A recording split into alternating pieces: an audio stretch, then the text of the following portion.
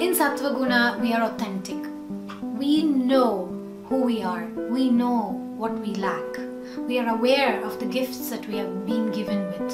And therefore, in our dealings also, we come across authentic. We're not trying to hide something. We're not trying to wear masks. We're not trying to show ourselves greater than we are. We're trying to be authentic. Especially in intimate relationships, the more authentic we are, there is more chance of the relationship lasting longer and also the process of growing. Usually when we try to wear a mask and try to show ourselves as better than what we really are and hide our discrepancies, deficiencies, faults in front of our partners, then the likelihood of the relationship lasting longer is less. We risk the relationship to end faster, and there is a sort of anxiety within us because we are not being authentic. So authenticity is the foundation of Sattva Guna. However, we have to be very careful in revealing certain things about ourselves in a relationship, and we need to learn the right way to do it. So for those things, there are 2 points I want to mention. The first thing is you are truly, sincerely working on yourself, developing yourself and becoming capable of good relationships. And secondly, you're choosing partners who are compatible with you, who can assist you in this growing process of life. Then authenticity becomes a positive addition to your life. Otherwise, it can become very detrimental, because if you're living in very unhealthy, dysfunctional environment, some of us may come from families which are very dysfunctional, and being authentic was never encouraged, and sincerity was sort of suppressed. Maybe our parents wanted us to lie, and when we are coming out of such situations, it's extremely important to first pray and get into the right mood, the right environment. And however, I think authenticity in general is very, very useful and helpful. So you can find people who are favorable and compatible with you. The other foundation is scriptural connection. Sattva Guna means we are trying to relate to our life and our activities and our goals based on scriptures, not based on what Facebook post says or what our friends are doing or what we think is cool, but rather what scriptures say. Then what happens is our life becomes more and more progressive. We become more and more happy.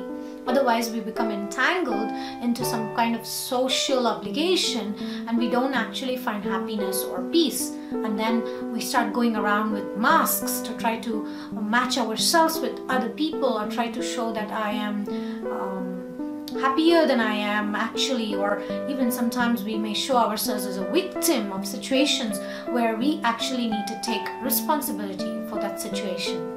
So, connection with scriptures helps us behave in ways that are favorable for our progress.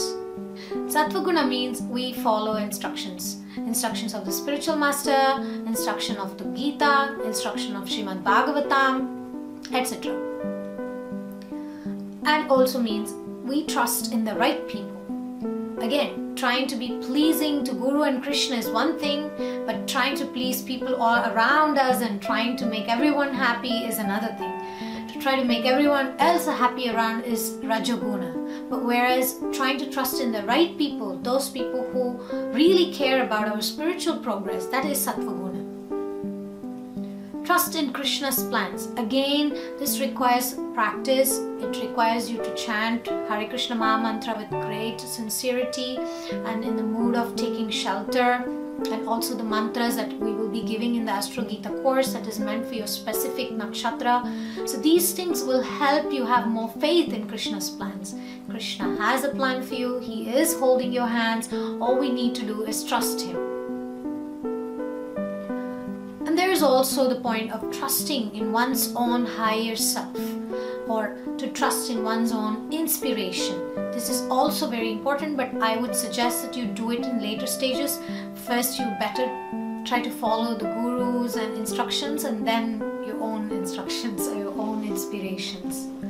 Sattva Guna also means to not dwell on the past, but to learn our lesson and move on. It is very easy to let our mind be in Tamoguna or in the mode of ignorance.